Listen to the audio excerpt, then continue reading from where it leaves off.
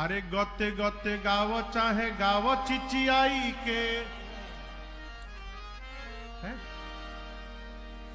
गते गते बुझाता का चिचिया के गते गते गावो चाहे गावो चिचियाई के अरे गते गते गावो चाहे गावो चिचियाई के खाली पेट गावो चाहे भर पेट खाई के राम नाम